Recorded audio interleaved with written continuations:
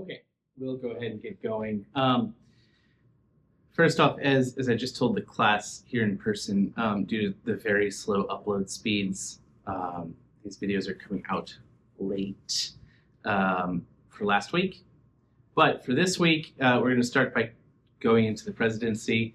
We'll have to go over from last week is is Congress, the legislative branch. I'm trying to consolidate that to save everybody a little bit of time.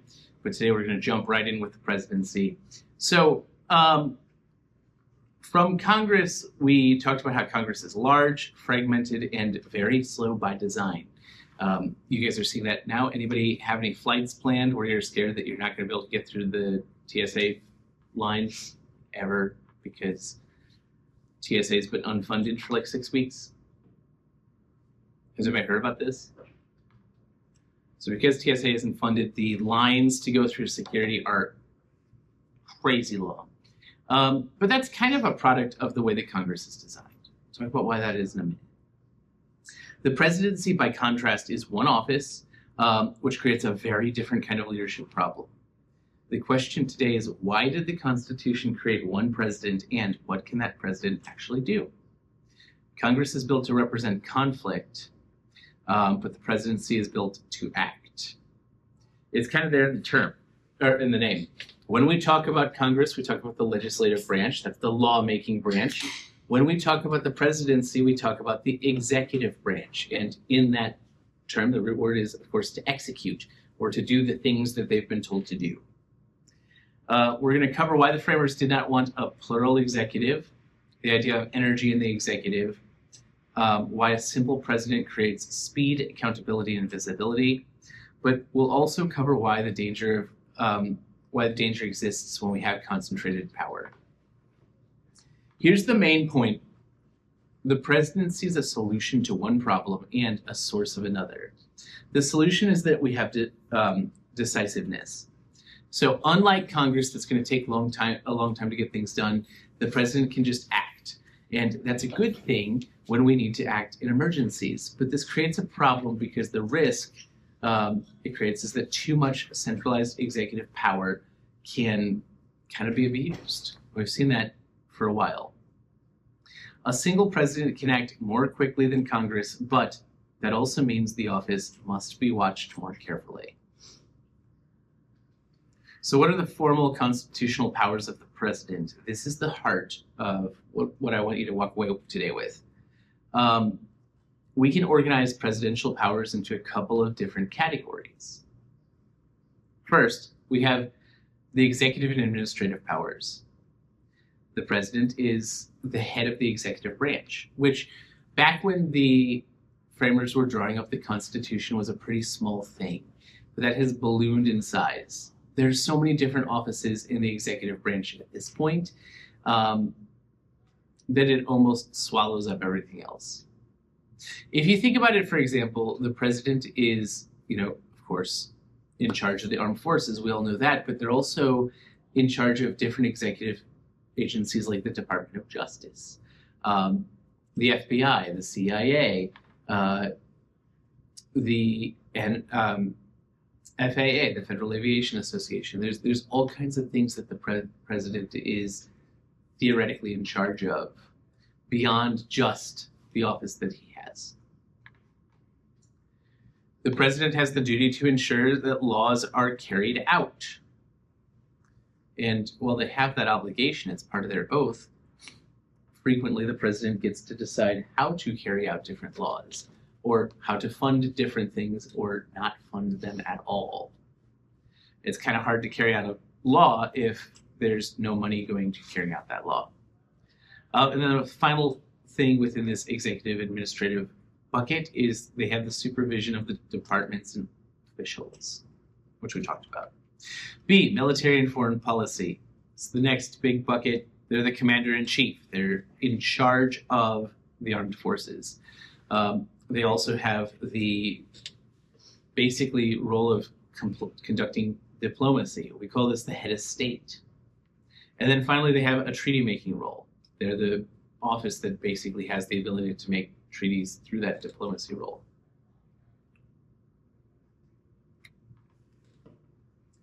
Next, we have appointment powers.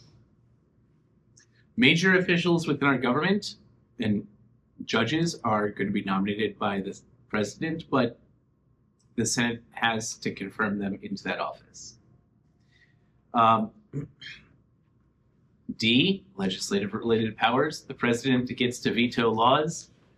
They have the State of the Union and get to recommend measures to Congress. And their agenda is often going to influence what Congress is doing, even without making law directly. The president has judicial mercy powers. Has anybody heard of the concept of a pardon? A pardon is where even if you're convicted of a crime, a president can just wipe it off your record.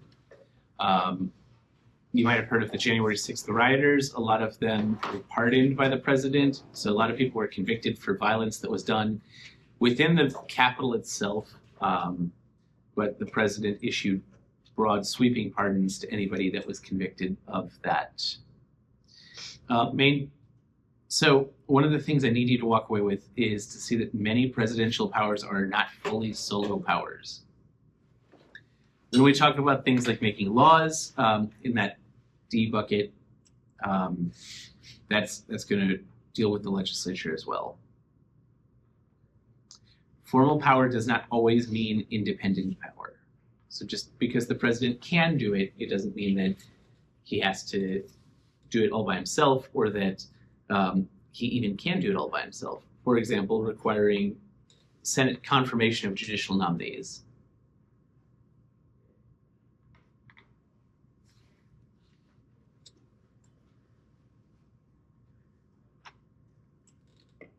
So what are the shared powers and built-in limits?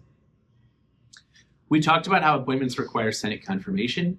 At the beginning of most presidencies, there's going to be confirmation hearings for various high-level officers. Also, anytime a Supreme Court judge is nominated, you see that there's a big thing in the media about the nomination process, the appointment process. And basically, this isn't a bicameral thing. This is just the Senate that gets to do this. The president says, I want you to be the next judge on the Supreme Court. And they're going to have hearings, and the Senate is going to vote to confirm them or not to confirm them. If they're confirmed, they're in. If they're not, the president has to try again.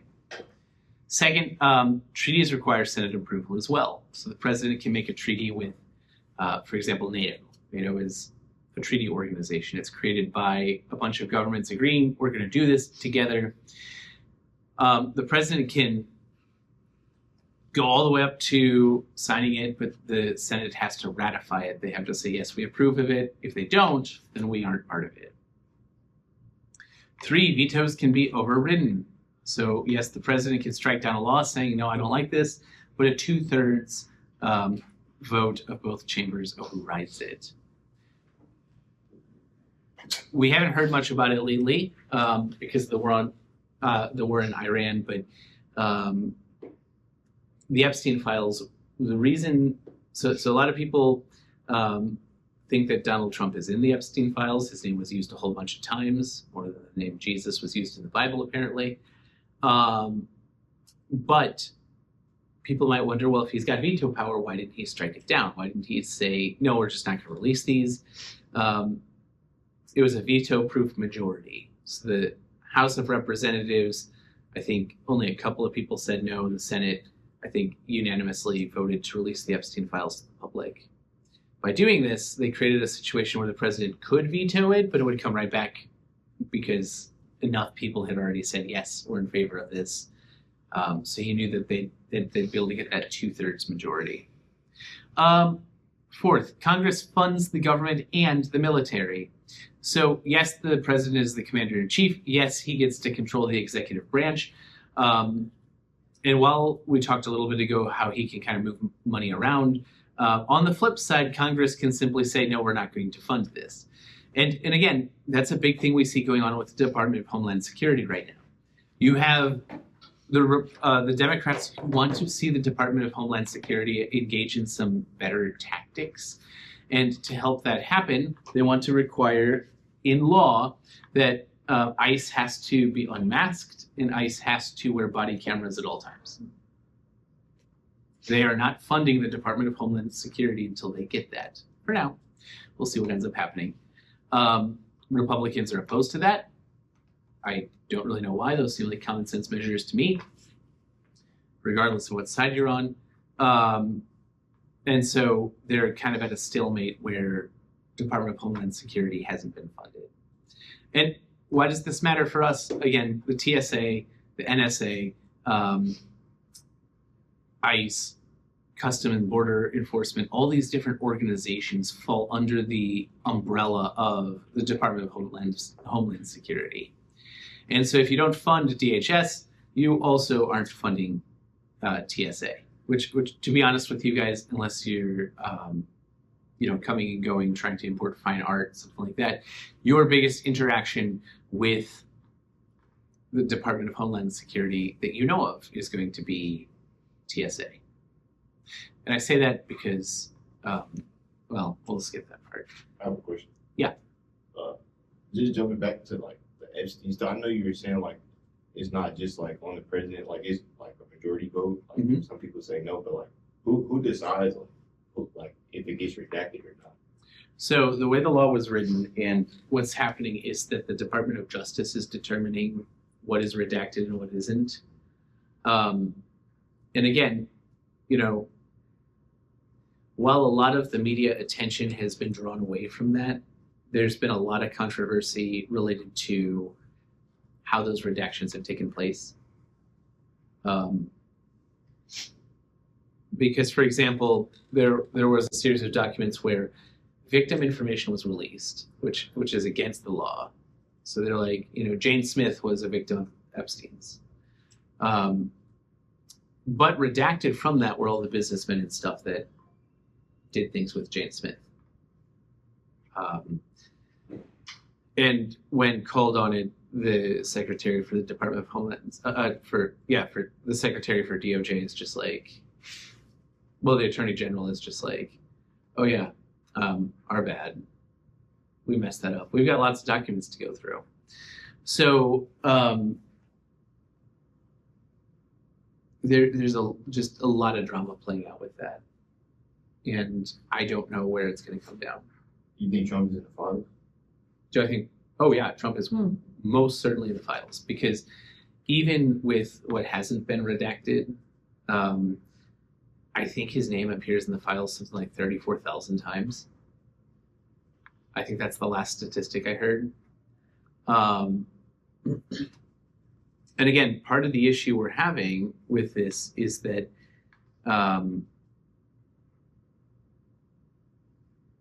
the high-level people are making claims that the evidence doesn't support.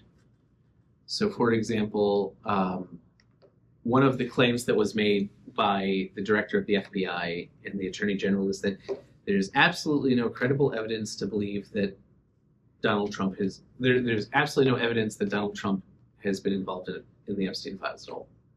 So they said that, and then one of the senators pulls up an email and he's like, I think you just lied under oath, because here's a witness who says that Trump did X, Y, and Z. They're all out there. You can look at them for yourself. You can read the stories. I'm not going to go into the detail. It's very graphic. It's pretty disturbing what some of the allegations are. And as a public defender, I deal with disturbing things all the time, right? Like, so yeah, for me to be like, this is beyond the pale. Like I said, I feel like this is the top of the line, inhumane, like all that stuff. Yeah. And so is Donald Trump involved? Yes. Do we know to what extent? No. Do we know if he's committed a crime? No. That's why we have trials and juries and investigations and everything. Do we know that there's a cover-up? Yeah. We also know that things are being covered up. So it's a hot mess. And I think we'll be dealing with the repercussions of this for decades to come. For your parents or grandparents, if you talk about Watergate, this will be our generation's Watergate. Does that answer your question? Yeah. All right. The Constitution gives the president important tools, but it rarely creates an unchecked executive. The Founding Fathers were very afraid of having a king. They didn't want to throw off the yoke of one monarch just to have another. And kind of what they realized is that not everybody could be trusted to be like George Washington. When debating about what they should call the president, George Washington just said, just call me Mr. President. But other people wanted a formal title like they have in monarchies. Some people some people wanted Your Majesty, some people wanted Your Excellency, but Washington's like, no, we just got rid of that BS. We're not going to do it again. Not everybody has that ability. Not everybody has the drive to say, no, I don't want to become my enemy, basically. Famously, well, not famously, but if you've watched the musical Hamilton, one of my favorite characters in that is the king. And he talks about when Washington's stepping down, and he's like, I didn't know giving up power was something a person could do. In that time, with monarchs and everything, it would have very much been like, no, you serve for life. So to have people who are willing to do that is awesome, but most people can't. And so because of that, a lot of the checks and balances that exist are to prevent that monarchy from forming. Presidential power is real, but it is usually it's usually tangled up with other institutions. So what's the president's job description? If there was a application, or if there was a LinkedIn post, what would we see that say? One interesting fact, the salary on that is like $400,000 per year, which is, when you think about all the power the president has and things like that, nothing.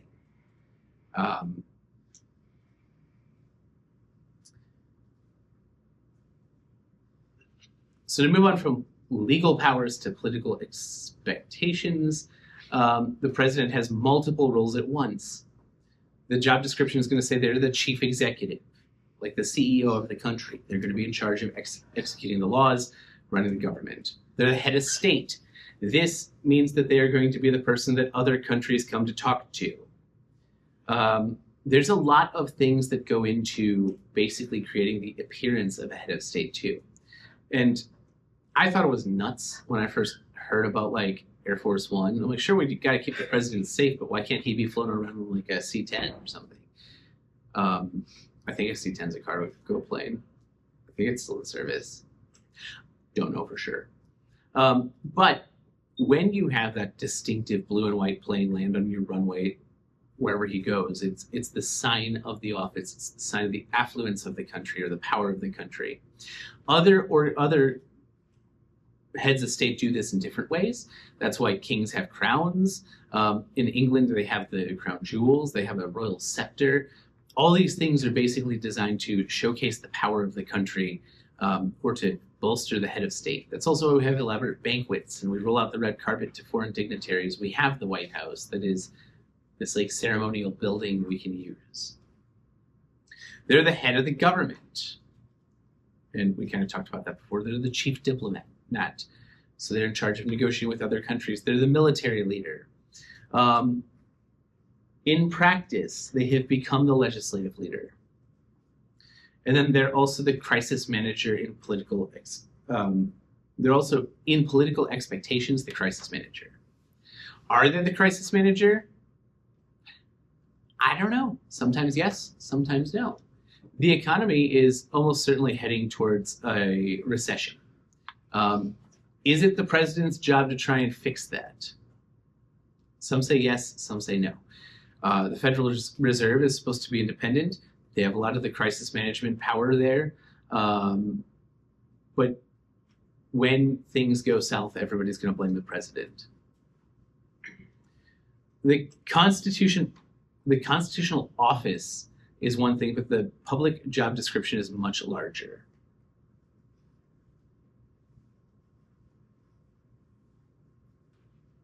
The formal office of president is a limited set of constitutional powers, but the political reality is that the public expects the president to solve almost every problem.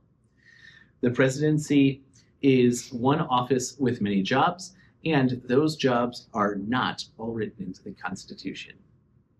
An interesting thing, I was perplexed when I was younger. When I was about your age, the abortion debate was just beginning to heat up. And I was perplexed by it because so many people voted for this president because they're pro-choice or this president because they're pro-life. And that didn't make any sense to me because nowhere in the Constitution does it say that the president has the power to change the law. Yet what people wanted was for the law to be changed. And large chunks of debate were eaten up by what's the president going to do with abortion.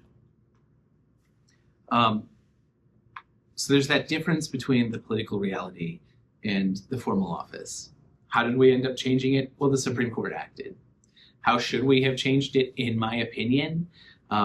If you want to follow what the Constitution says, we should have had a constitutional amendment to change whether or not abortion is legal.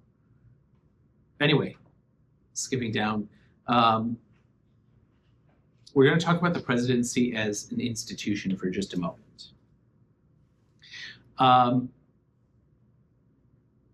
The presidency is not governing alone. The modern presidency relies on White House staff. That's going to be his closest advisors that are there kind of on a daily basis in the building. There's the executive departments, like the Department of Justice, the Department of the Treasury. There's various advisors. There's a vice president. There's cabinet level coordination. So things like the Attorney General or the secretaries for the different departments are going to try and work together. And then there's the broader executive apparatus. We're not going to go into like a deep org chart here, but suffice it to say, the presidency is just gigantic compared to what you read about in the Constitution.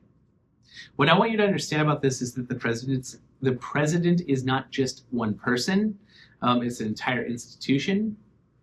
While we elect one person, this creates an entire institutional presidency. Modern presidents need organization in order to act. When we say the president did X, it usually is actually referring to an entire institutional machine helping make that possible.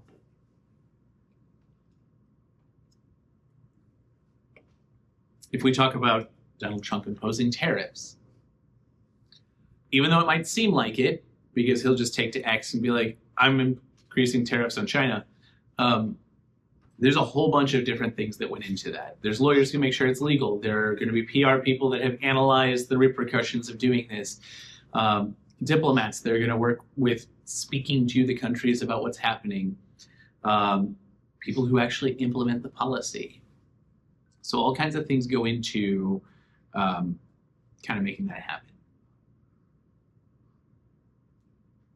I'm going to go over 4 things, or a couple of things, and I want you to, let's see, it's 5 things. I want you to tell me whose power it is to do this. And the answers are going to be mostly presidential, shared with Congress, shared with the Senate, or politically constrained, even if formally the president. So 1, nominating a Supreme Court justice. Whose power is it? Just shout out an answer. I'm going to have to randomly call on people.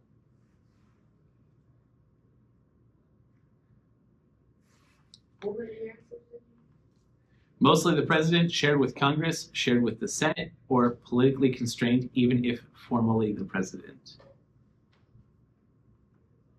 This is kind of a trick one. Nominating a Supreme Court justice is going to be mostly the president. The president gets to nominate, the Senate gets to confirm. Ordering military action quickly in a crisis.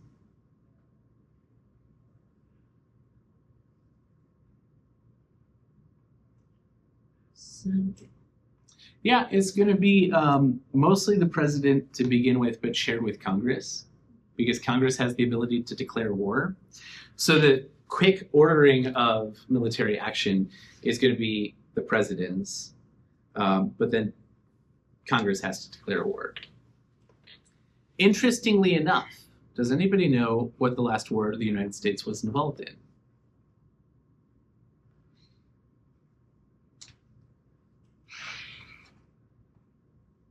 This is going to shock you guys.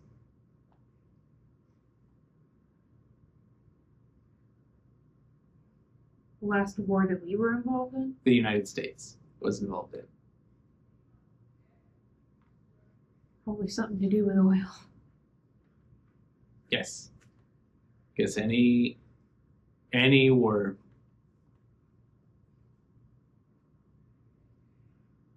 The answer is World War II. And you're looking at me like, you're probably thinking to yourself, like, why in God's name would Andrew say the last war was World War II? Everything since then, Vietnam, Korea, action in the Gulf, Iraq, these were all categorized by different things, but there was never a formal declaration of war.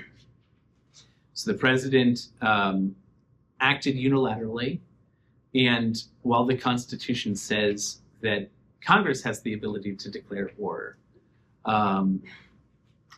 president simply sidestepped that by not trying to get it declared war.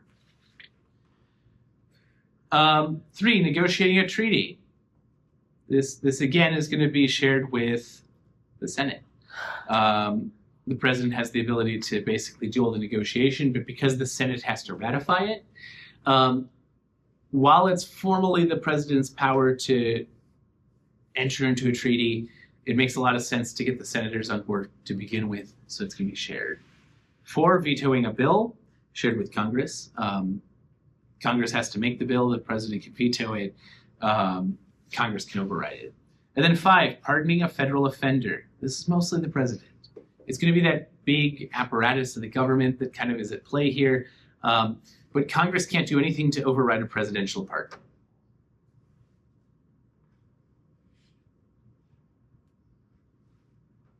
All right, so before I open this up for questions, kind of the takeaway here is the presidency is so powerful because it is singular, visible, and constitutionally central, but it is not unlimited, and it is never just one person acting alone. Next class, we're going to talk about the growth of presidential power, unilateral action, executive orders, and how presidents make policy when Congress does not act, and then how Congress and courts respond.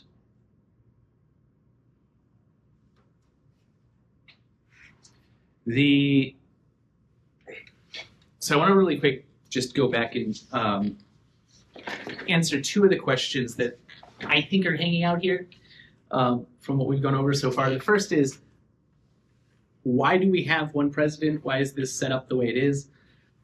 Well, if you remember back from the Articles of Confederation, we need somebody who can unilaterally act and unilaterally act quickly. We don't want a situation where the country is going to have famine or a war or something, and oh no, well gosh, the Senate's not back for 3 weeks. So we're just going to have to bear down and take it for the next month. Interestingly enough, that's exactly what's happening with the TSA right now. So the Senate came up with a bipartisan deal. The Democrats and Republicans came together and said, here's what we're going to do to fix this problem. The House of Representatives said, no, we only want to do it if you're going to fully fund DHS. And oh, by the way, now we're on vacation. Bye.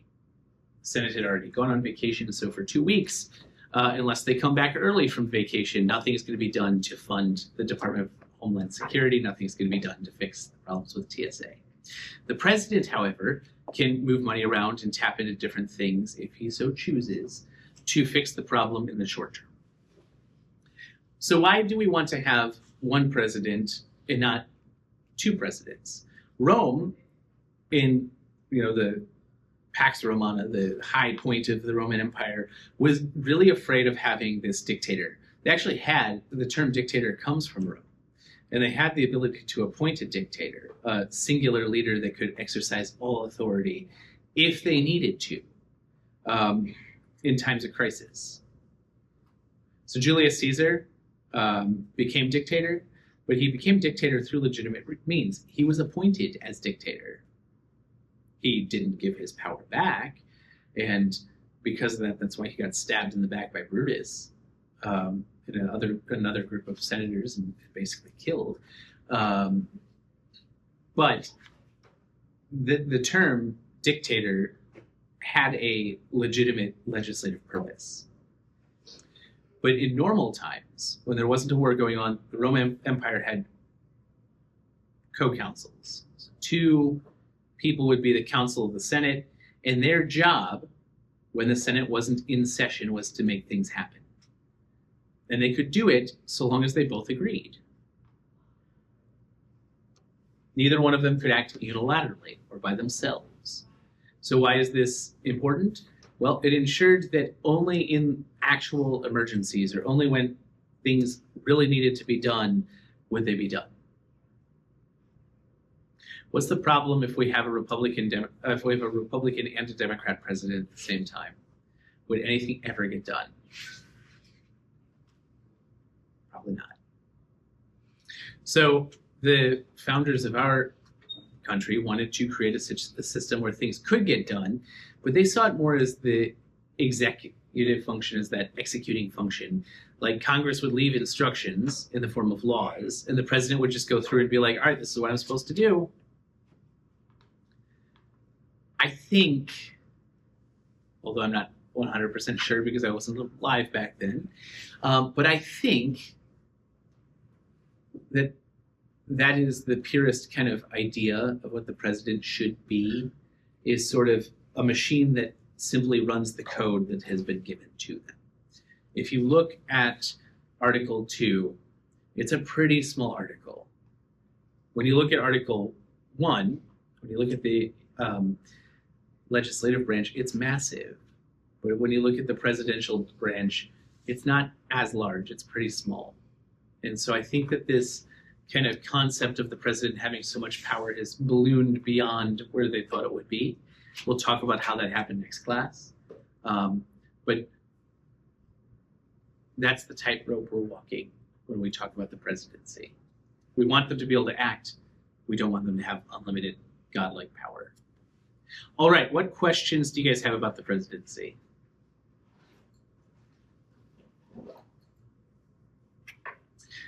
Tonight or tomorrow, when the videos finally upload,